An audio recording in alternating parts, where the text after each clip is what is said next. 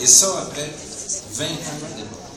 Après une consultation ouverte, rigoureuse, une consultation sincère. Pas établie par les représentants. Je pense qu'à un moment donné, il faut faire le point. Il faut que les Québécois sachent. Ils se font fourrer! C'est pas sincère que voit Mme Beauchamp. Là, quand on place ça devant vous, vous avez tout le portrait. Quand on a tout le portrait, je pense qu'on en arrive à une conclusion. Le moment est venu de réintégrer les cours et de permettre aux étudiants de terminer leur session. Je suppose donc que tout ça a été présenté à la table, peut-être avant que la classe ne quitte, et marqué une solution globale. Est-ce que c'est une solution finale que vous présentez aujourd'hui aux étudiants, M. Charest? Est-ce qu'il y a encore place à la discussion? Et sinon, est-ce que vous qui tenez la semaine prochaine un conseil général, est-ce que vous ne craignez pas qu'il y ait justement du brasse camarade à votre conseil général? Merci pour l'idée. D'abord, j'aimerais dire à tous les Québécois que le droit de manifester, c'est un droit prévu dans nos chartes, dans nos coutumes, qui est inséparable des autres droits. Inséparable. Du droit de circuler, de s'exprimer, de vivre sa vie sans faire l'objet d'intimidation ou de violence. Aussi, ce droit-là. Un n'existe pas sans l'autre. Nous attendons à ce que ces droits soient respectés et qu'on ne fasse pas de compromis sur ces questions. Ni dans le langage, ni dans l'attitude, ni dans le calcul. Je souligne en passant, la question va venir, les gens qui évoquent le fait que le gouvernement aurait un calcul politique derrière ça. Je trouve ça franchement grotesque. Le gouvernement appelle une crise pour un calcul politique. Franchement, on mérite mieux que ça en termes d'analyse. Cela étant dit, on s'attend à ce que les gens respectent notre droit à nous de se rassembler, de le faire paisiblement et respectueusement. Là, on s'attend à ce que les gens réintègrent les cours et fassent l'examen de ce qu'ils ont devant eux. Tommy Chouinard, la presse. Monsieur le Premier ministre, j'imagine que vous avez informé les différents leaders étudiants de cette solution globale. Quelle réponse vous a-t-on donnée? Les leaders des associations étudiantes ont effectivement été informés du contenu. Ce que vous voyez devant vous a fait l'objet de discussions, soit autour de la table de discussion, soit au cours d'échanges, encore au cours des dernières heures. Je ne répondrai pas à la place des leaders étudiants. Je veux juste avec moi que vous constatiez ceci. Le gouvernement fait la démonstration qu'il pose des gestes. Des gestes pour assurer l'accessibilité aux études universitaires, une meilleure gestion des universités, et que nous posons un geste également sur l'enjeu des droits de scolarité en tant que tel. Pendant ce temps-là, les associations étudiantes n'ont pas posé de geste. On se retrouve devant une position qui devient une position de fermeture, une position, je dirais, intransigeante, où les différentes associations étudiantes semblent être tirées, poussées vers des positions assez extrémistes. Donc, j'en appelle à un sens aussi des responsabilités. Les leaders étudiants, je pense, ont la responsabilité de prendre le temps et de laisser le temps à leurs membres d'apprécier les gestes posés par le gouvernement. Il est important aussi de faire le point, effectivement, publiquement, sur l'ensemble des gestes posés par le gouvernement. Parmi ces gestes, il y en a qui répondent à des demandes historiques de la part du mouvement étudiant. Il y a des avancées importantes, notamment, par exemple, au niveau de la meilleure couverture du régime d'aide financière aux études pour les étudiants de la classe moyenne. Nous proposons cet étalement qui fait une différence dans l'effort demandé annuellement. Et je vous le rappelle, là, au moment où on se parle, avec le crédit d'impôt, l'effort demandé équivaut à 50 sous par jour. Je pense qu'il faut prendre le temps d'apprécier cette information. Et honnêtement, on va pas à l'école à la tous les position jours.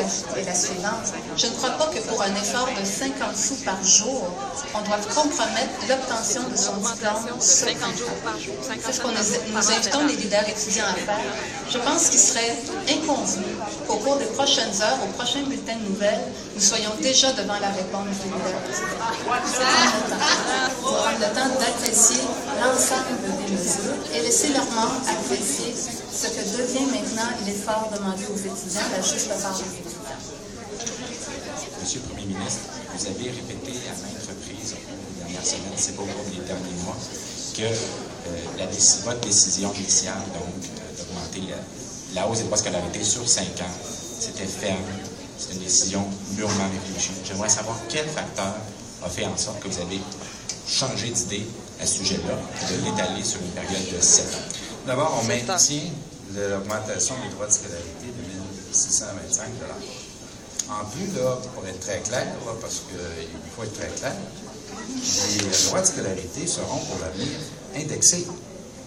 Hein? On s'entend? On va pas, là-dessus, on a toujours été transparent. Alors, nous avons aussi toujours dit depuis le début que nous étions ouverts. Je ferais remarquer que le régime de prêts et bourses a dû être changé une quarantaine de fois, modifié depuis les 9 dernières années. C'est pas un musée. Le régime de prêts et bourses, ça ne l'a jamais été. Et on a toujours dit que nous étions ouverts à la discussion, à l'écoute, parce que nous avons cette responsabilité et nous l'avons assumée. Et on l'a assumé honnêtement, on l'a assumé sincèrement. Là, aujourd'hui, on vous met là, devant les yeux là, tout ce sur quoi nous avons réfléchi, bougé avec les représentants des associations étudiantes pour trouver une bonne solution pour tout le monde. Alors voilà. Alors, vous avez là le reflet d'une volonté sincère pour nous d'arriver aux bonnes solutions. Ce qu'on met sur la table, c'est bon en soi. C'est bon en soi. Encore faut-il qu'il y ait, lorsqu'on tend la main, une autre main de l'autre côté pour la recevoir. Martine Biron, Radio-Canada. Monsieur Charest, est-ce que vous avez l'intention de déclencher des élections au printemps? Mme Marois m'a demandé qu'on déclenche des élections. Franchement, j'ai trouvé ça ignoble.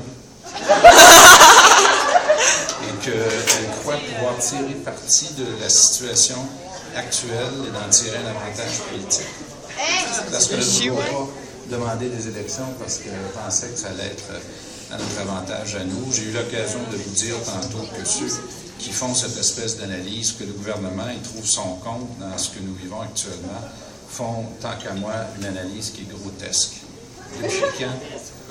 Depuis quand, alors que cette politique-là, de surcroît, a été annoncée il y a un an, avait été programmée. Et là, aujourd'hui, là, il y a, paraît-il, qu'il y aurait un calcul derrière ça. Franchement, je trouve ça grotesque. Et encore pire que Mme Marois, elle, demande des élections parce qu'elle pense pouvoir tirer un avantage de la situation actuelle. Tirez-en vos propres conclusions. Est-ce que ça veut dire oui ou non? Je pense que si vous n'avez pas compris la réponse, là, vous ne la comprendrez jamais. Là.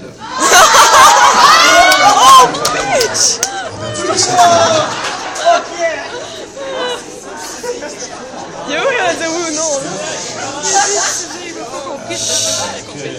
Finalement, le gouvernement a fait sa part et qu'il n'est pas question évidemment de médiation, il avait déjà rejeté, pas question non plus de se rasseoir pour négocier quoi que ce soit avec les associations étudiantes.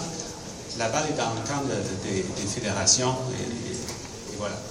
Je veux juste vous rappeler que le gouvernement a choisi de mandater M. Pierre Pilote pour mener les discussions à la table au nom du gouvernement. M. Pierre Pilote est la personne qui a réglé, au cours des dernières années, les conventions dans le secteur public, dans un contexte très difficile, un contexte financier très difficile, et des conventions qui ont fait l'objet de beaucoup de créativité, de sens de l'innovation. Autrement dit, nous avons délégué une personne qui a l'habitude d'être capable de trouver des solutions et d'en venir à une entente. Il faut aujourd'hui constater que les leaders étudiants ont fait la démonstration qu'ils étaient incapables d'avancer sur leur position. Je vous le rappelle, au moment où on se parle, le gouvernement, toujours en respectant le cadre budgétaire prévu, toujours en respectant la hausse des droits de scolarité prévue, accepte de l'étaler. Ça change les montants d'argent à exiger à chaque année. Ça répartit mieux l'effort demandé aux étudiants. On se retrouve devant quoi aujourd'hui? On se retrouve devant des leaders étudiants qui, à ma connaissance, continuent à revendiquer le gel des droits de scolarité. Quand on parle des droits de scolarité, là, prenons les bons mots, on parle de la facture qui doit être acquittée par les étudiants. On veut que la facture représente un montant raisonnable, mais une juste part.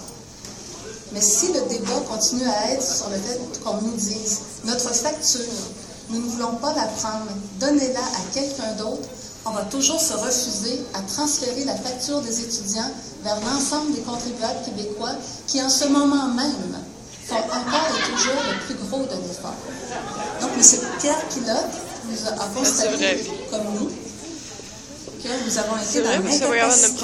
Les leaders étudiants se sont montrés incapables d'évoluer sur leur position et incapables d'atteindre un règlement. Mais dans le contexte que l'on connaît, comme le Premier ministre l'a dit, il était important pour nous de faire le point et d'indiquer qu'à maintes reprises, le gouvernement était à l'écoute et ouvert au dialogue et ouvert à amener des solutions. Aujourd'hui, effectivement, vous vous retrouvez devant une solution globale, puis il faut prendre le temps de l'apprécier à sa juste valeur. Par exemple, la majorité de la population soit d'accord avec la hausse, cette hausse. Est-ce que c'est, sans parler de calcul de votre part, M. Charan, est-ce que c'est pas quelque chose que devrait, si ça serait pas là, quelque chose que devrait trancher la population dans une élection? On n'est pas là, aujourd'hui.